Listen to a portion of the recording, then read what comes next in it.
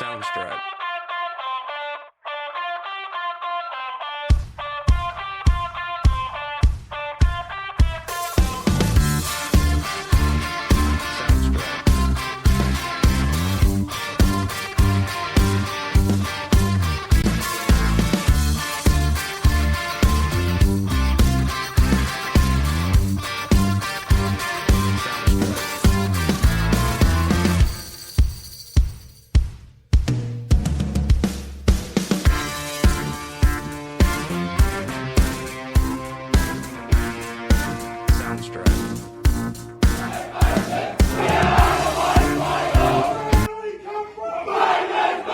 Hello, welcome to Hawk Talk, the podcast where we keep you up to date with everything that's happening at the Batemans Bay Football Club. I'm your host, Joel Erickson. To my left today is co-host Michael Kenny. We don't have a special guest for this episode. Reason being is that we've got a lot to get through. It's been a while since our last one. We've had illnesses and life's gotten in the way, but we're here for a final wrap up. And then we'll probably take a break for the off season and come back nice and fresh in the pre-season. Mick, how are you? Yeah, good. Thanks, Jolie. How are you, mate? Yeah, I'm all right. I've been commiserating the results of the senior grand finals, which we'll get into later. But I was far more concerned about the way the players dealt with it than anything I was going through. So, but yeah, it's been good. It's been all right. It's been a busy few weeks, so it's obviously good to get another episode out. Yeah. Last one for the year. That's it. So let's start with some grand final stuff. Our last episode, we spoke to Dwayne Gentner. That's how long ago it was. It was in the week leading up to the under-15s grand final. His under-15s took on the Pambula Panthers down at Berrinbull, I believe. It was, yeah. Yep. And they won. So they brought home our first premiership of the season, 7-6-48 to 2-8-20. Young Ryder Freya, in probably the least surprising thing from the day, was named best on ground. Massive achievement for the 15s. A massive achievement for the juniors in general. I think we got 4 or 5 grades into finals when all said and done. Yep, yeah, I think we had every grade bar the 17s in the finals this year. So massive achievement from our junior program this year. It was actually a funny game, that under 15s grand final. I went down and obviously watched that, and Yep. I think that was 7-3-45 at half time. So they finished 7-6-48. They only kicked 3 points in the second half. A few nervous moments in the second half. Yeah, but the damage was obviously done pretty early. I think Nick Wayne kicked 6 goals. It was obviously a really good start for him. I thought James Collins, he's a bit of a general in their back line.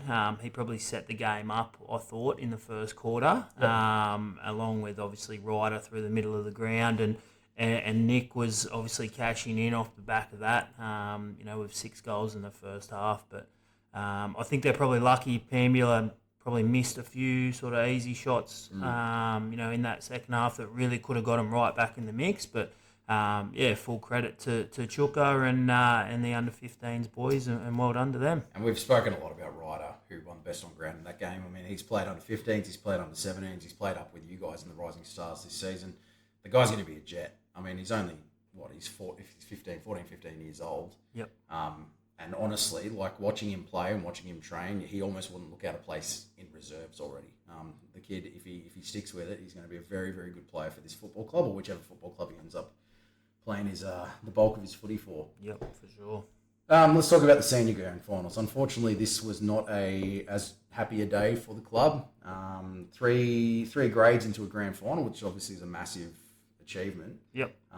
But unfortunately, we only brought home 1 premiership, which was the reserve grade, which in some ways is probably the most exciting premiership that we won. Yep. We've spoken about reserve grade and some of the struggles they've gone through over the years, but we'll start with them because obviously they were the winners on the day. That was a bit of an odd game because I think Woden ended up taking the lead about halfway through the third quarter, and then reserve grade, they just kicked on, and I think they ended up winning by about 40-odd points it was in the end. Yeah, I think it was pretty sort of funny to watch. I thought the second quarter we were pretty close to maybe self-destructing there. A few things weren't going our way. Guys were getting really frustrated, and I thought half time just come at a really important time for the Rezzies, and then it got a opportunity to reset and obviously come out with a fresh head in the second half. But I thought that third quarter, Josh Mulrooney, Sean Green, I thought they were the blokes that they just grabbed the bull by the horns and they just said, "Come on, boys!" And I thought the boys just jumped on their backs and they pretty much just carried them through. Yeah, you spoke about that second quarter. I think what happened, because obviously I was at the game as well, and I think Woden successfully managed to kind of get them into that chippy, grindy type of football. They gave away a few silly free kicks. I think you could just tell their heads weren't in it. Their heads were kind of more worried about what Woden was doing and what the niggly players were doing. Yep. And that's probably where, Woden got back into the game in the second quarter and probably part of the start of the third quarter. But once the reserve grade, once the boys kind of put their foot down, as you said, it was Sean Green, it was Josh Mulrooney. I thought Josh Wallace played a really important role from the back line. Jake Prince was good. Yeah, too. Jake Prince won the best on ground medal for the game. Yep. And obviously Cam Carr was elated after the game with such a massive achievement. But yeah, look, it was fantastic to see those guys have a premiership win, especially after some of the trials and tribulations they've been through over the last few years. Yeah, I think guys like obviously Cam, I think Bronson Mowat, who's the captain of that side, he's been through thick and thin with those boys. I thought even, Simon Croft, he's been in that setup for a long time now as well. And, it's just great to see those lads who have toiled for a long time. And, probably been Pilbridge, their best players have gone up and played seniors a lot of the times. And, they've just had to battle away. But, it was really great just to see those guys get a just reward and awesome stuff. Yeah, so the day started with the women's team. They'd won through the prelim by beating... Sorry, not the prelim. They'd won through the grand final by beating ANU 2 weeks prior. Unfortunately, ANU got the better of them in the grand final. It means, and look, I feel really bad for some of these girls, but it means that there's quite a few girls at that club that have now experienced 3 losing grand finals. I did hear some whispers that something might have happened after the grand final, a bit of a cleansing type thing. I won't get into too many details, but look, I think ANU, their smalls really hurt Batemans Bay in that game. I think they got on the outside. They probably had a bit too much pace in the end. I think ANU, they ended up winning by, it was about 2 goals. I don't have the scores in front of me. I know that's terrible. I think it was pretty comfortable in the end. Yeah. But yeah, I thought the girls were probably just a bit outclassed, to be fair. And that's nothing against our girls that are very, very good. But, I just thought that ANU were obviously up for it. And they, like, as you mentioned, on the outside, transition, in women's footy, they were just going from end to end. And, it shouldn't be that easy for them to do it. But they were obviously, doing it with a fair bit of ease. And I think once our girls got behind, they just really struggled to get right back in it. But they had a great season, outstanding season. So I'm sure they'll be back and hungry to go again. Oh yeah, no, you know that those girls are going to come back and have another crack next year.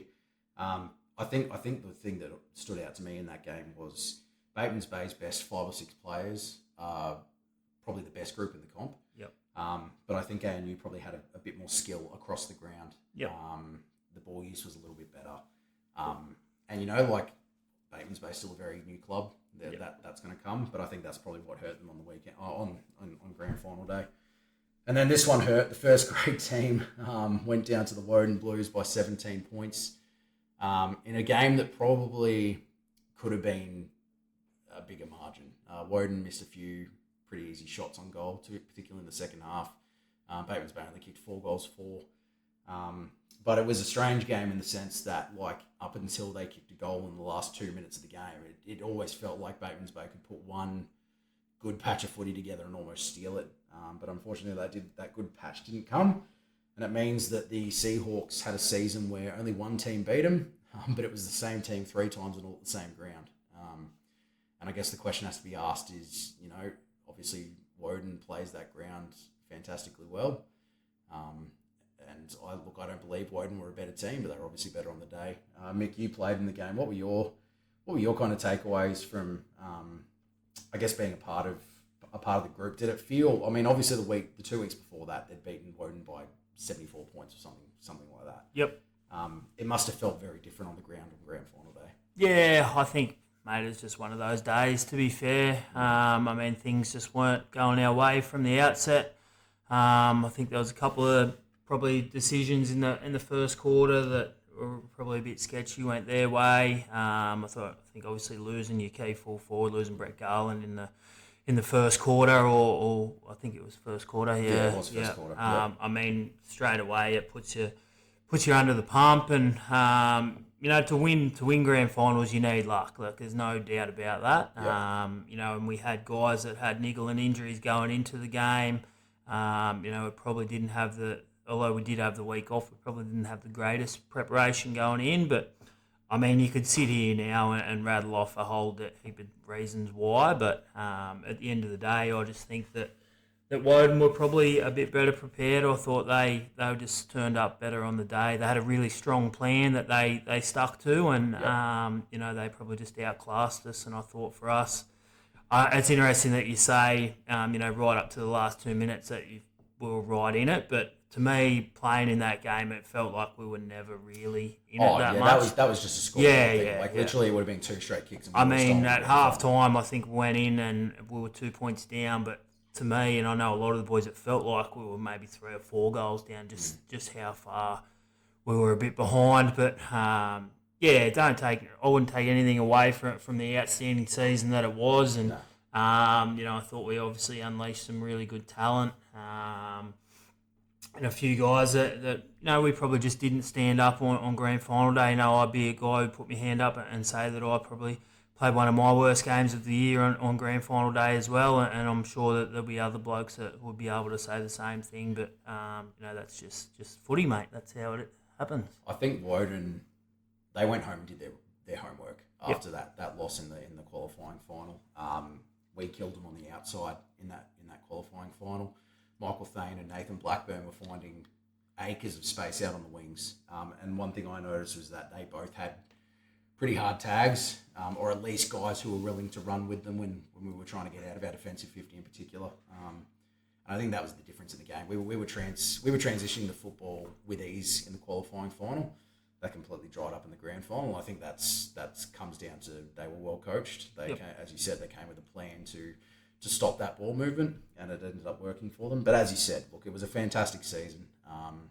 Really great achievement for Nathan in his first year of coaching. Yep.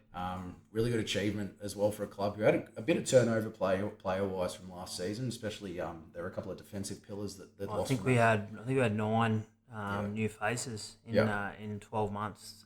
So to obviously get back to grand final with 9 different players, obviously, like you said, mentioned a few sort of key structural players as well. Yep. Definitely puts us in really good stead. I think we're in a really good position to go again next year, and there's no doubt that we'll be thereabouts again next year. Yeah. And you mentioned Brett Garland's injury. The frustrating part of that was actually he did it on a downfield free kick, so he probably didn't even need to fly for the ball that he got injured on. But that's footy, isn't it? As you said, it takes a lot of luck to win a grand final, and I don't think Batemans Bay, I don't think the seniors had luck on their side. But hey, it was a fantastic season for the club. Yep. Juniors and seniors. I think just obviously mentioning something on grand final day. I was obviously very, very proud to be a part of our football club on grand final day. I thought the support that we had going up the hill. I was on the ground there once and just looked over and saw the teal on the hill, and something that I was very proud of, and I sort of made mention of that to the boys while we were there, that we might not have got the result, but I would much rather be on our side than the other side, just by the position and the culture and everything that we've got going on at this football club. So thanks to everyone who made the effort to get to EPC Solar on grand final day, and it's not lost on the players and the football club, that's for sure. No, I mean we had just about more fans there on the day than Woden, who were playing at their home ground. Easily. So yeah, fantastic effort. It's it's a very well supported football club, and it's the people. It's the people that push the players, I think, to get the success they did. And as you said, like this team, I think there's going to be enough guys coming back next year that they're going to have a red hot crack again. So let's move on to some happier stuff. We'll get into some presentation nights and award winners and that kind of thing. We had a few award winners down in the Sapphire Coast, including, we've mentioned this guy before. Yep. So we had the two in the under 15s. Yep. So Ryder Freya took home the best and fairest in the under 15s, and Indy Follett actually come runner up. So two from Batemans Bay in the top two of the under 15s. Yep. I mean, two guys that once again we know they're both very very classy players. We've spoken about Ryder already, but Indy's another guy. He's done a few training sessions with the seniors this year, and he looks like he's going to be a player as well. Yep, for sure. Just also of note, not necessarily for Batemans Bay, but Jed Ware, who might be part of the club set up in next year. He was the leading goal kicker for the Narooma Lions in the under-17s competition. So that's Jeddy played quite a number of games for our men's Rising Stars this year as well, and he'll slot into our men's Rising Stars next year. Obviously, his two brothers here as well. So that's good news for the club. I mean, that Ware family, they'd have to go close to being the most talented family at the football club. Just about. There's three kids who, I mean, Buster's already a star in first grade. Tully's going to be a star in first grade, and if Jed goes the way he's going, he's going to be a star as well. So, well done, Mr. and Mrs. Ware. Hey, in the week after the grand final, we had a few players and coaches who went up to the AFL Canberra presentation night because we won some awards. Yeah, we did, mate. So let's start with the big one for your division. Yep. And this is very exciting for the club getting a recognition like this. Young Tully Ware was named in the Rising Stars Team of the Year. He was, mate, yeah. So he's named on a half-forward flank. Yep. It's probably a bit of an odd position. He obviously played, a fair bit of ruck for us, and then, sort of later in the year, he sort of spelled down forward for us. Excellent reward for effort for Tull. I think we've obviously mentioned him on here a fair few times before, but he's an absolute jet of a footballer, and he'll get a chance to play a fair bit of senior footy next year, and just deserved. It's a really awesome team, that team. I mean, the guy in the ruck is he's actually from Queanbeyan. He's been invited to the draft camp, to the combine. So, there's some red hot players in that team for sure. Well, that's a very, very big achievement for Tully. In Division 1, we had the leading goal kicker for both the men's and the women's grades, Sophie Alves. Yep. For Division 1, and I'd imagine, without seeing the numbers, I'd imagine that was a fair gap to So I think place. Sophie Alves kicked the most goals of any player in AFL Canberra in 2024. Across all grades? Across all grades. Wow, that's impressive. So I think it was off the cuff. I think 67. Wow. Yeah. So that's a good season, no matter where you're playing. Yep. And Buster Ware, Tully's older brother, was the leading goal kicker for men's Division 1. Yep. I believe Brett might have finished second. I think they were thereabouts. Yeah, they were very close. Yep. Big one for the club. We had the Community Club of the Year and the Community Club Championship Awards both coming to the Batemans Bay Seahawks. You want to talk a little bit about those because we have talked about them on the show before, but I mean, it's one that we haven't won the club championship before. No. What does that mean to the club? Those two awards. Yeah, so obviously we knew that we were going to win the club championship. We'd sort of mentioned that a few weeks ago. Yep. So that just goes off wins in every grade in the community division. So we're lucky enough to get that. I think we won by maybe 16 points or something over Woden. Community Club of the Year is a really big one. It's obviously the first time we've won that award as well. So.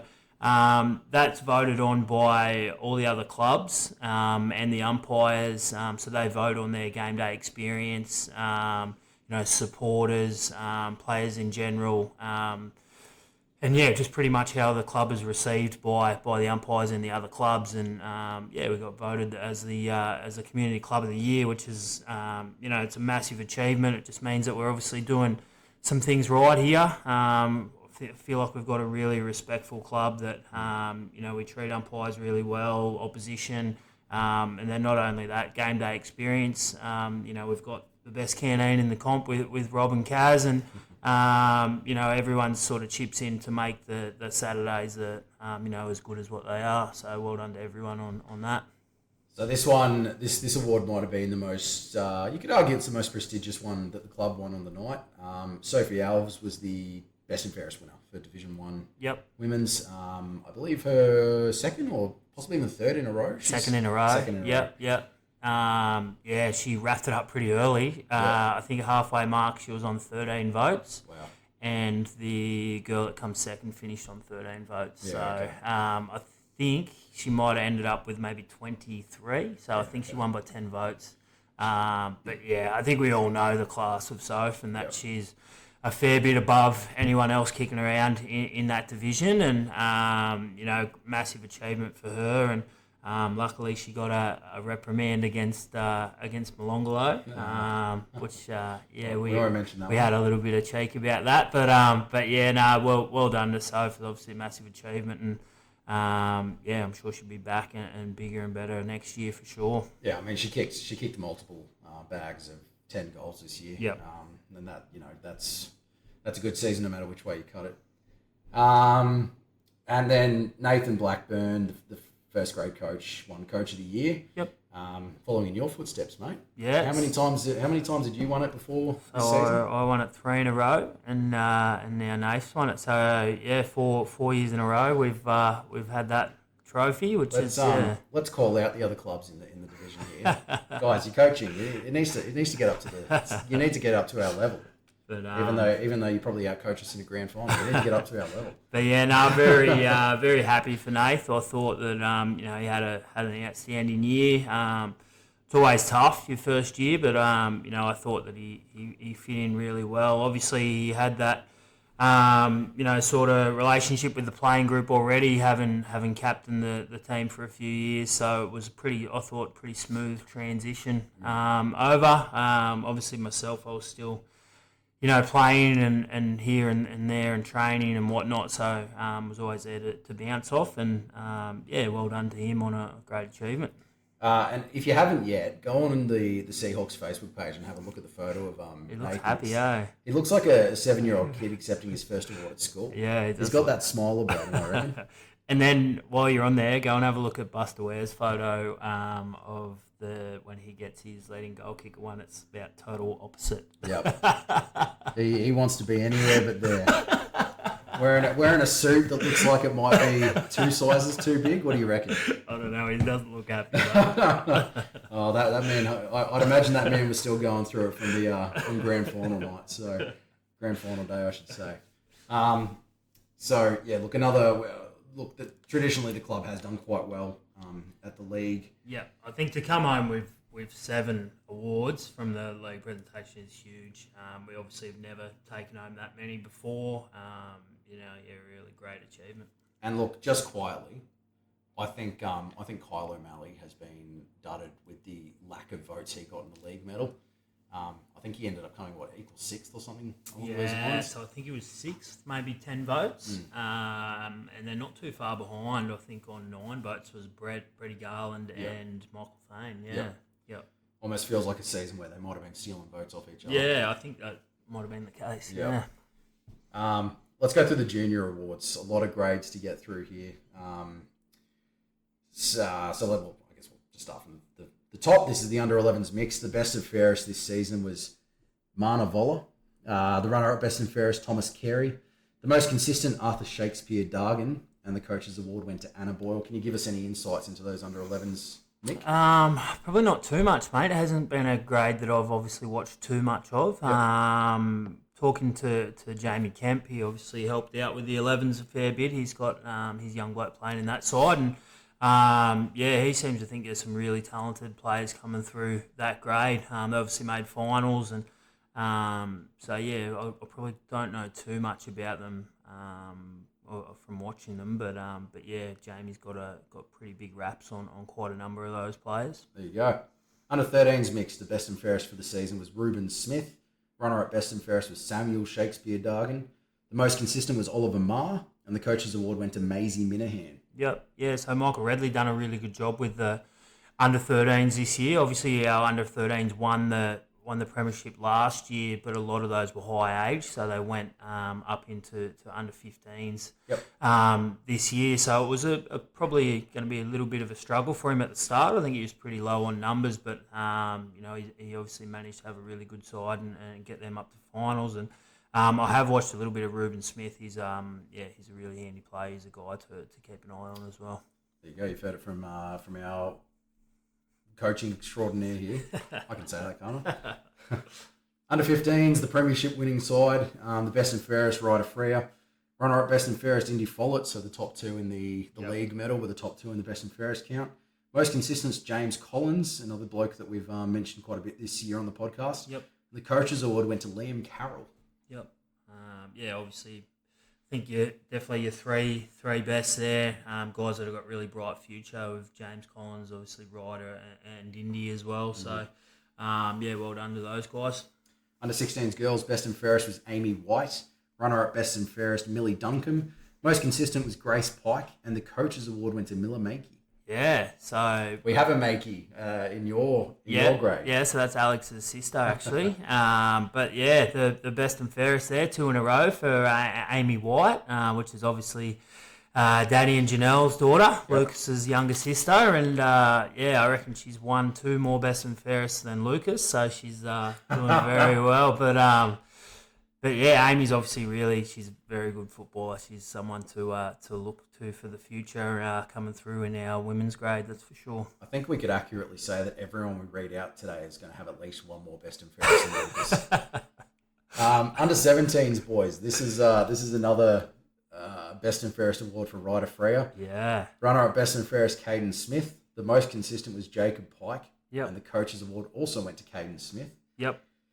I mean, it's not often that you'd have a guy winning best and fairest in 2 separate grades. I can't say that I've seen it, mate, but he obviously deserved it.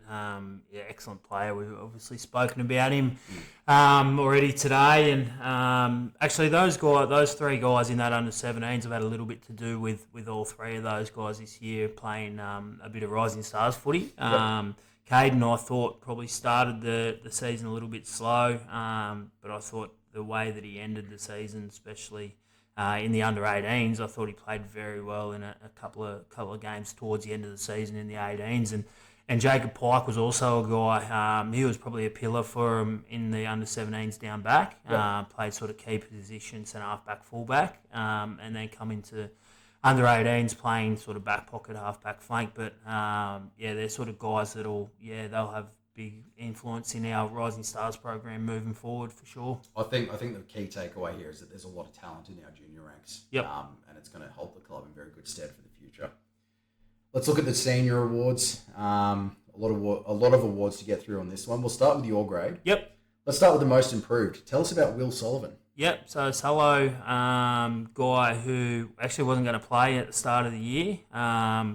And then, the boys sort of conned him into playing. I think we started him in a forward pocket, half forward flank, gradually moved him into the middle, and then by the end of the year, he was one of our starting midfielders. So he's still only 17, so he'll obviously stay in that division next year. Was that a pretty easy one to give out, that most improved? Yeah, I think so, mate. Yeah, for sure. Yep. Most consistent, Callum Dawn. Yeah, once again, just outstanding play. He's ready for senior footy now. He'll step into our seniors next year, and he'd be a really important part of our forward setup, I would assume, in the forward. He played 2 games in the first grade this season. Kicked 3 goals in his second game. He actually got 3 league votes that day. Did he? He did. There you go. Yeah. Good on him. Thanks for that, Noah Reid. Well done. Coach's award went to Asher Holtzheimer. Yeah, Asher, great kid. Bloke that when me and Billy first took over the role, obviously didn't know any of these kids, but he's just a happy sort of guy.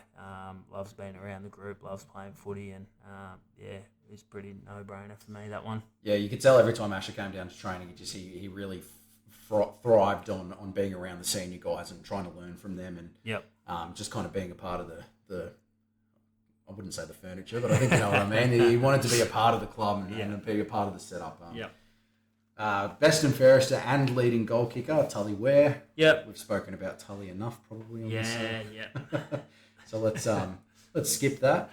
Runner up best and fairest. This is a guy we haven't spoken about yet today, but Marty Preston. I know he might be the most naturally athletic guy in that team. Yep. Might be the most fit guy in that team as well. I think he's probably the most fittest at the club. He probably would be. He probably would be. Tell us about Marty and I guess what he brought to the team this year. Yeah, obviously like all the other boys, I hadn't seen Marty play before until this year, but I think early on he obviously come to pre-season. I think he smashed the 2K time trial, ran like a 640 or something. Yeah, he was running sub-7 like at the start of pre-season. Yeah, and then we had obviously our senior pre-season tournament. Marty come played one of those games, and I think straight away we knew that we were working with a pretty talented sort of player. And I think as the year progressed, he probably played out of position in the Rising Stars. I think he's predominantly probably a winger. I reckon he probably plays best footy on the wing or halfback flank or through the middle. But we have sort of had to play him as a key back, as a centre half back, and I don't think he looked out of place, that's for sure. I thought that he played his role really well. I was going to say, from what I've seen of him this season, once again he played a game in first grade, kicked his first goal of his first grade career as well. But he definitely projects to be a very, very fit, hard running winger or kind of like an intercepting halfback flank. I mean, the kid's got a leap on him. He's really good in the air. He's really good overhead. I mean, fantastic season from all the guys, but those five in particular, we'll give them a mention today. Yep. Let's go to Division 2. Most improved, Liam Selwood. Yep. What can you tell us about Liam? Yeah, so Sally's new to Aussie rules this year. Predominantly played rugby league for the Bay Tigers. So I think Ryan Foley was a big reason to get him over to the footy club. Another ex-Tiger. Yeah. And Sally actually, he just got better and better each week that he played. I think the first game he was probably, just didn't really understand what he was doing. And then, come grand final day, I thought he was, really influential in our back line. Yeah, played, as you said, played most of the year in defence. Brought a real physical presence. Yep. Is probably the key thing that Liam did all season. Yep. Most consistent of the year, Josh Wallace. Yeah. Another backman. Yep. And another guy who, I can't remember even playing a bad game this season. I think he was an outstanding pickup this year, coming over from Murray Bateman. Great clubman. Always put his hand up to help out with the senior setup as well, do the running or run water or whatever afterwards. And, great bloke. To come to the footy club and obviously a very good footballer as well. I was talking to Cam after they won that premiership a few weeks back, and he was saying that this premiership had been born out of conversations in Bali with Princey and Josh Wallace about 2 years ago. Yeah. And this was the culmination of that conversation. So Josh turned 40 during the year, but honestly, I reckon he's got the legs to go another year in reserve grade. If you're listening to this, Josh, that's what I expect from you. Coaches Award, Sam Tomlinson, younger guy. This is a funny one, this one. Yeah. I don't know if anyone knows, not too many people know the background of Sammy, but so Sammy lives in Canberra. Yep. Started the season, was registered with ANU. Yes. Played for ANU. We were short, I think, round maybe 2 or 3. I think it was the game against Adelaide. Yeah. So we were short. ANU lent us some players that obviously weren't getting game time at ANU because they've got massive numbers there. And so Sam come over, played one game for us, and I believe Cam will obviously know more, but I believe the conversation went on that Saturday afternoon that he wanted to transfer over if he was going to get a game every week for the Seahawks, and ended up being a premiership player. He done very well. hopefully we keep him in the fold for next season, eh? There's something about this club. I think as soon as you start playing for this club, you go, oh yeah, this is the club I want to be at. Best and fairest, Josh Mulrooney, who just quietly could have quite easily won himself a BOG for his grand final efforts. Yeah.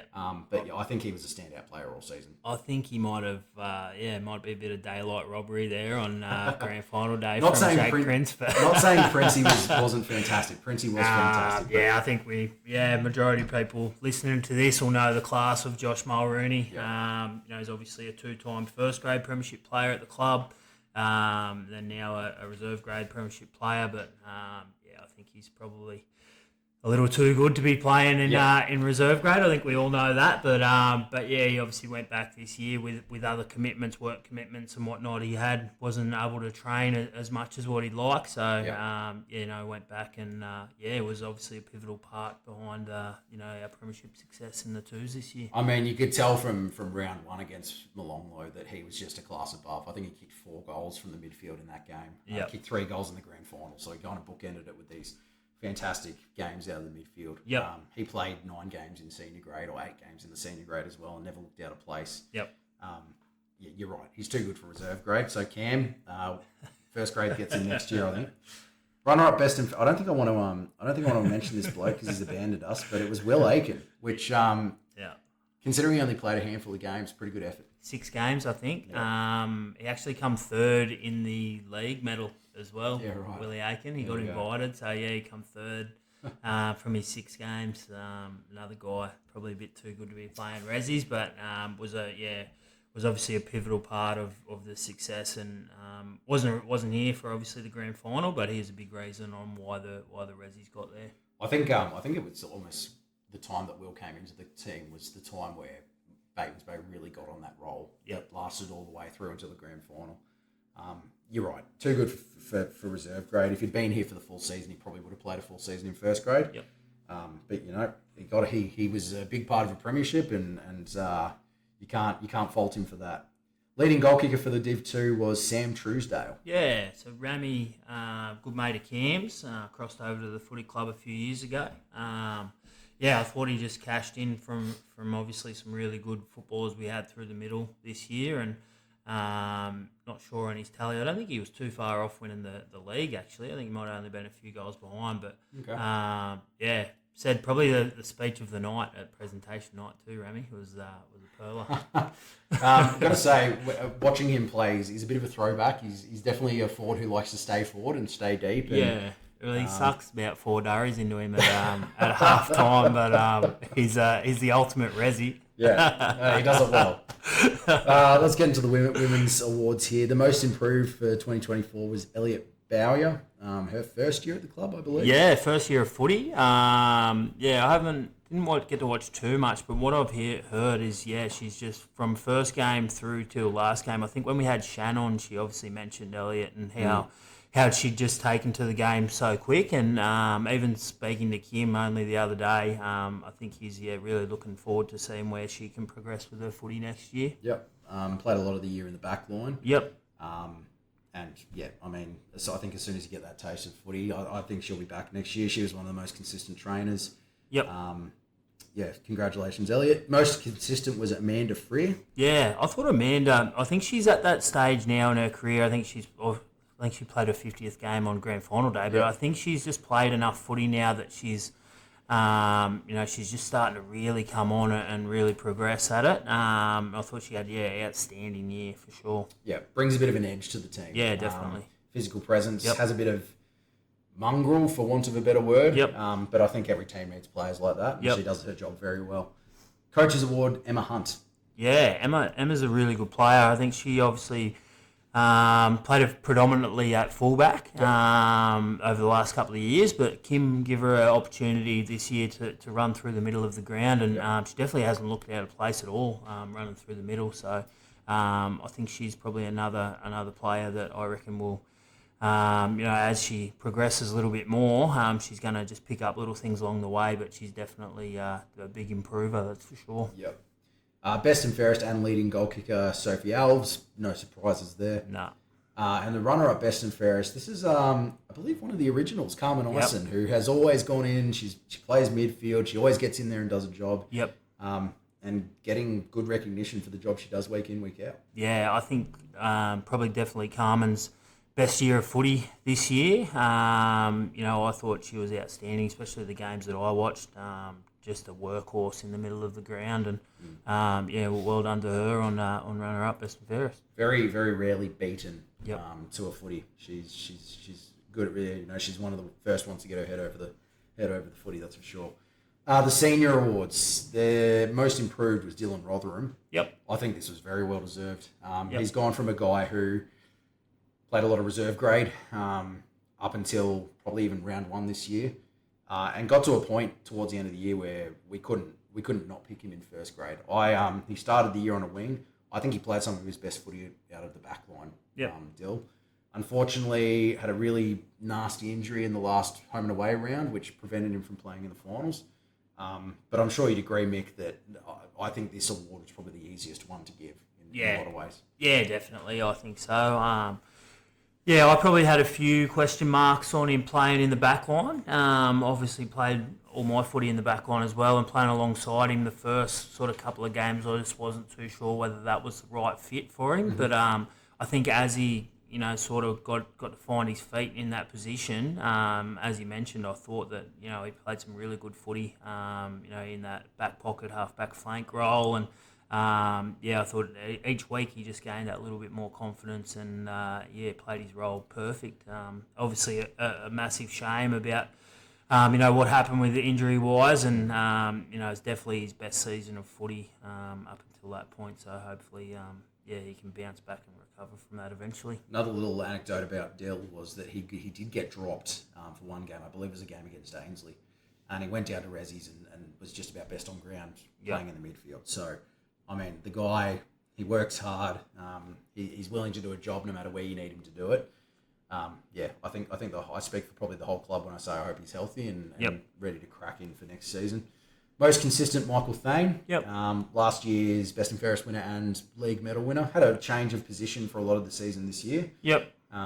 Which maybe meant that he wasn't at the heights that we expect from Michael, but still a fantastic year from him. Yeah, still a great year from him. I think he's predominantly, a very, very good outside player. Obviously spent a lot more time in the middle this year. Still a great season from him. Obviously adds another string to his bow by going through the middle. And, I think we all know how good he is on the wing and can obviously go forward as well. But, he added, obviously, midfield minutes to his repertoire this year and definitely didn't look out of place in there, that's for sure. It's going to be better for him for years to come. Yep. Coaches Award, Nathan Munnelly. Now I can kind of speak to this one a little bit. Yep. As Nathan and I kind of put our heads together on a few of these awards. I think Nathan this year, he fought back from injury a couple of times, but I think it was his willingness to get to training all the time. He was really helpful in the Canberra trainings. Was the intel that we got from Vis up in Canberra. And he played really good footy all year as well, I thought Nathan did. He's quick. He's a good user of the footy. We wanted to get him an award, and we thought, Coach's Award was probably a good fit for him this season. Yep. Yeah, no, from all reports, he's did a hell of a lot with the Canberra crew this year. And, obviously as a coach, it helps when you've got people that you can trust up there sort of running the show. So I'm assuming that's sort of why Nath Blackburn sort of led into giving him that award. Yep. Best and fairest was Kyle O'Malley. Once again, not a surprise. I thought Kyle was the best player for the first grade all season. Yep. Both playing through the midfield and up front.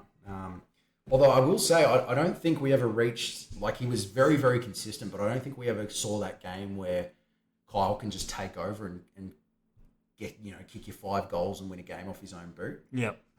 Not that that's a bad thing. To be fair, I think he played a lot more middle minutes this year than what we had in previous years. We probably lacked a little bit in our midfield depth this year than what we had in previous years. Yep. So I think we sort of relied on him to go through the middle a little bit more, which meant I thought he got a hell of a lot more of the footy. Yeah. But I think those little things that you're talking about, that Cyril does, he probably just was too far up the ground for those sort of things, but an outstanding year nonetheless. He did threaten to do it in one game against Ainsley. I think he kicked 3 goals in the first 6 minutes of the third quarter. Yeah, right. And then probably got hurt knowing Kyle.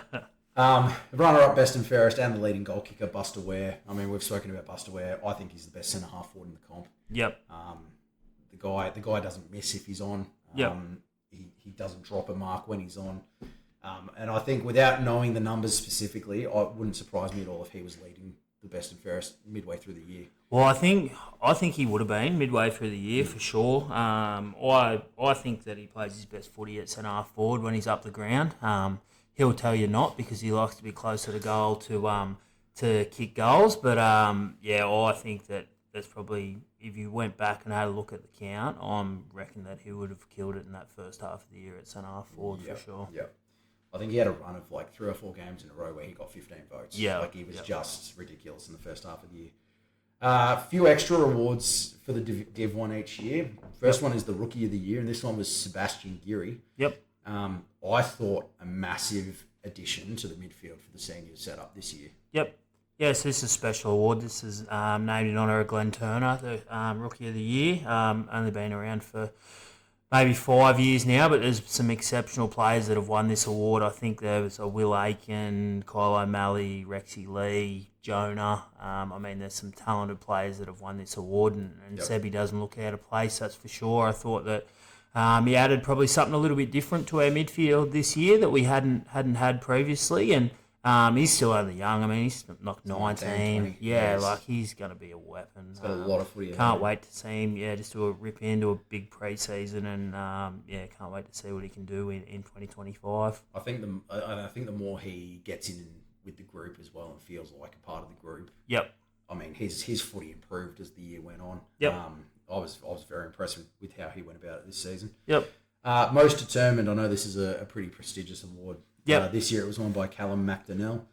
Yep. So it's held in really high regard. Yep. This award, named after Fiona Hart, the most determined award, and generally goes to sort of your most courageous or whatnot. When I was coaching, when I would think of this award, I'd go to to the guy that if I was going to war tomorrow, who would I take alongside me? And that's generally how I would judge it. And I think the bloke that got the award, I'd feel really comfortable if I was going to war and he was next to me, because he's just the ultimate team man. He gives 110%. Love playing alongside him. And I was so happy for him to get through the year this year. I know we didn't get that premiership for him, but with his bit of a wretched run of injuries that he's had over the last couple of years, it was great just to see him have a full year and at least make the grand final as well. I mean, I'll tell you what, he's young as well. He'd only be 23. He's got a lot of footy ahead of him. Yeah, we'll get him a premiership. Yep. And the quiet achiever, Bailey Tuan. Yeah, so this is the second year in a row. Tuani's won this. So this award's actually named after Michael Rosevier.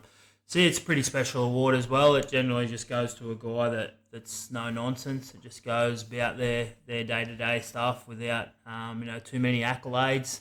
And I think Tuani fits the bill pretty well there. Yeah.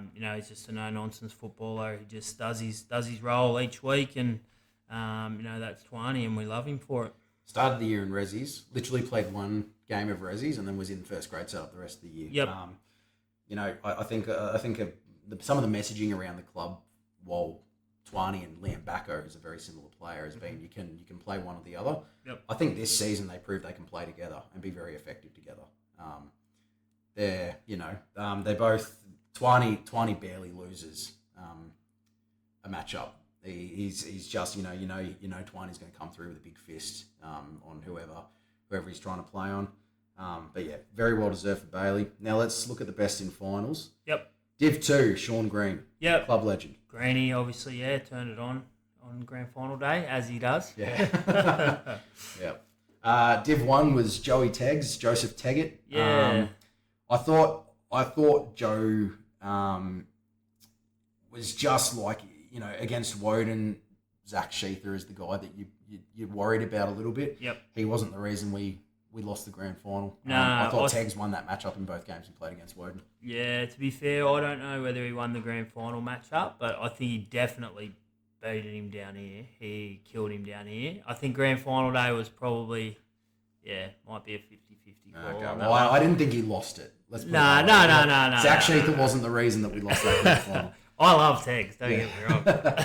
And it was a shared award for the women's, Ali Ryan and Hannah Brennan. Yep, yeah, both weapons in the middle of the ground for the women's team. So well done to those girls. And a few extra awards here as well. We've got the Seahawks of the Year, Rob and Karen Green. Yeah, Seahawks of the Year, very well deserved to Rob and Kaz. Obviously, we mentioned them before in the canteen. They just work hard. If it's not, our seniors aren't playing here on a Saturday, it's our juniors. They're running the canteen for both those, and then they back up and open the canteen again for Rising Stars games on the Sundays. So many thanks to them for everything that they done this year. Club Woman of the Year. I would argue you can almost name this award person who the club would fall apart if they left. Bess Slater. Yeah, well, I think she's probably won it 3 years in a row now, so I think we could nearly name it the Bess Slater Award. But I think we'd be lost without her. That's for sure.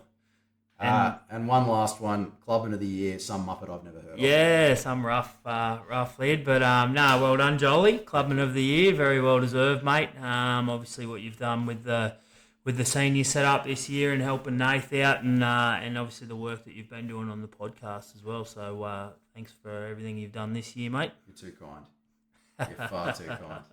Hey, we got a bit of a fun one here. So the South Coast News, which is our local News Corp publication, did a list on the best AFL players along the South Coast.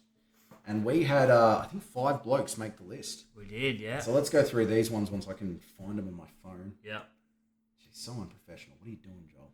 There's a bit of rough journalism too, if you read those, if you have a bit of a read of those. Tell me, Mick. give me a literary critique here. It's a bit rough because I wrote it. That's why. Oh, there you go. There you go. First one, and first on the list, I will point out as well, Kyle O'Malley. I'm going to read this here. I want to sell Mick's writing. What do we got here? I don't think I've got all the words, but let's start with at least the first sentence. Forward/midfield. With a reputation as the best small forward in the competition, Kyle has added midfield minutes to his repertoire in 2024. With blistering pace and exceptional skills, he is arguably the best player in Canberra. That's good from you, Mick. That's good from you. Second player who got the mention, Michael Thane, midfield. Yep. Last year's Division 1 Best and Fairest winner, Michael, is one of the hardest players for opposition players to match up. Over 183 centimetres tall and one of the fittest and fastest in the comp, the Seahawks co-captain leads from the front. Mate, you've missed your call. I know. I think I might have. Hey? Yeah. You really have. Jared Thompson was the third guy on the list, midfield forward. I won't read anymore. I'm done stitching up. But Jared's obviously a guy who came back into the club this year. Just a classy midfielder. You know he's going to use the ball well every time he gets it. Our favourite Seahawk, Joseph Teggett. Yep. Ruckman, I would argue he's probably the best ruck in the comp on his day. Yep. And then the fifth one, Buster Ware, another guy that we've spoken about very highly on multiple podcasts. I've already called him the best centre half forward in the comp in this episode. I don't think that's incorrect. Yep. So tell me what the process was. I'm assuming a journalist reached out to you and said, "Hey, can we get a short list of?" Yep. Yeah. So the Daily Telegraph, they identified probably the 3 strongest competitions on the South Coast. So that's obviously the South Coast League, which goes from sort of Ulladulla into Wollongong. Yep.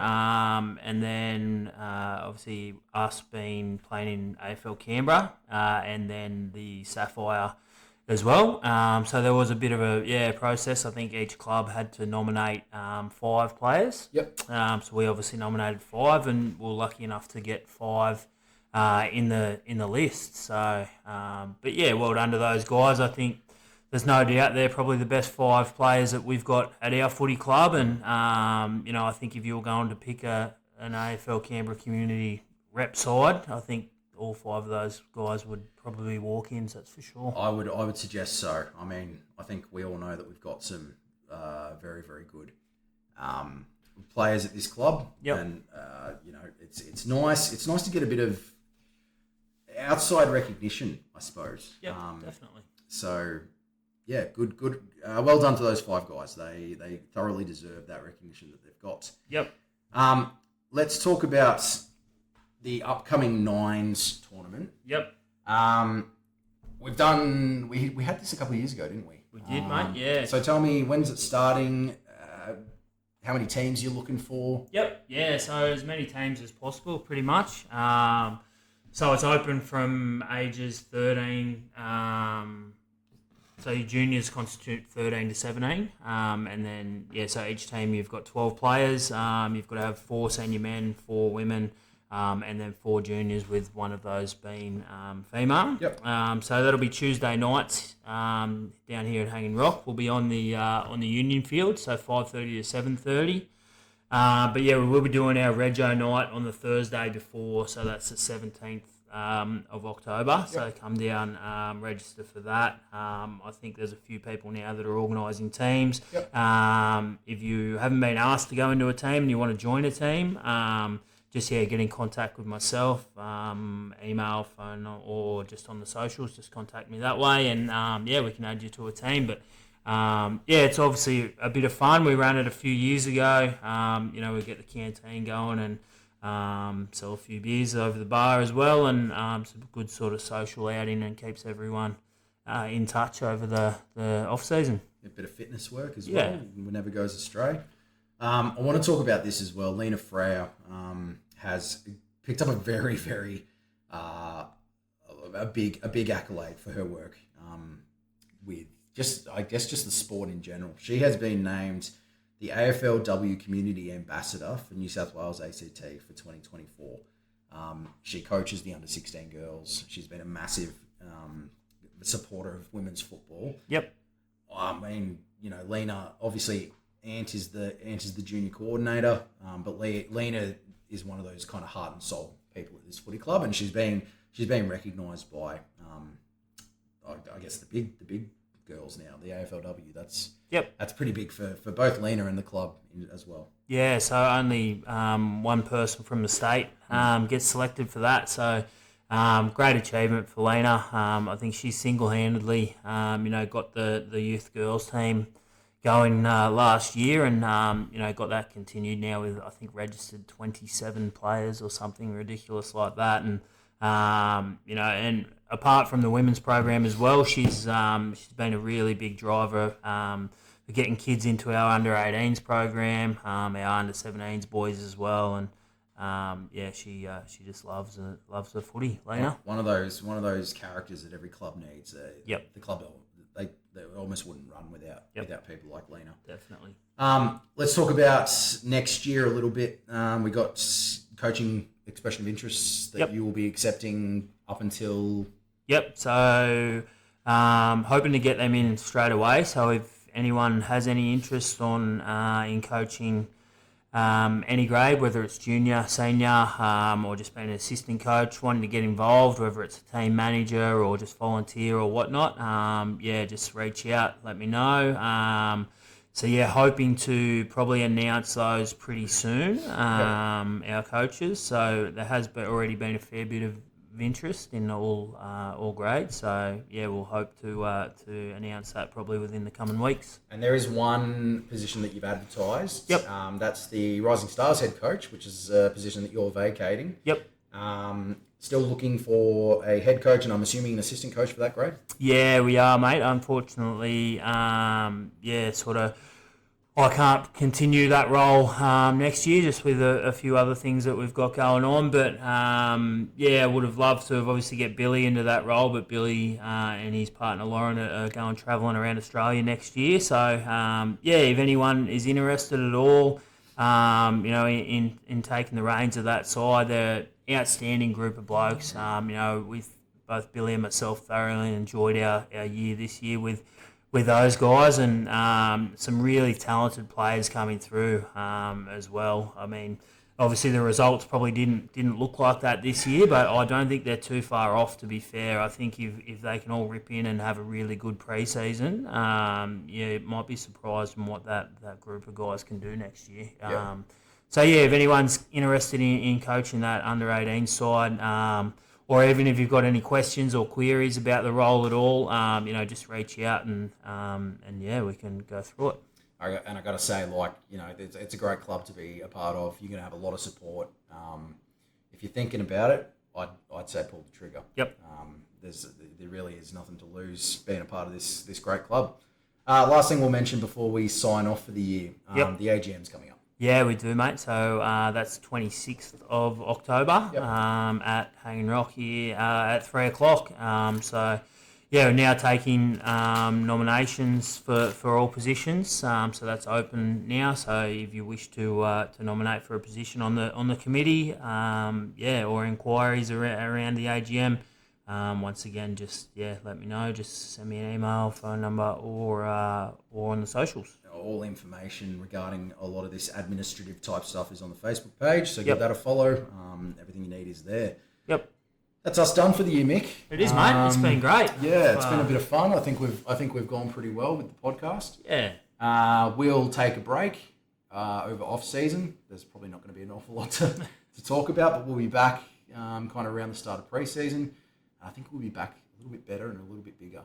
We will, mate. We're going to talk to producer Lucas about how to improve the sound quality of this thing. Maybe get a bit of video going. Yeah. It's exciting. It's exciting times. But thanks so much for your work on the podcast this year, Mick. It's been a pleasure. Yeah, you too, mate. It's been outstanding. I've thoroughly enjoyed it, and it's been really well received amongst obviously guys within our footy community, but people that no longer live here as well, that have connections or ties with the footy club. They've been able to keep up to date with what's going on. So we'll do it all again next year. Before we go, just if you're interested in being a guest for next year, if you've got any ideas for fun little segments we can do, drop us a line and we'll take all suggestions very seriously. I can promise you that.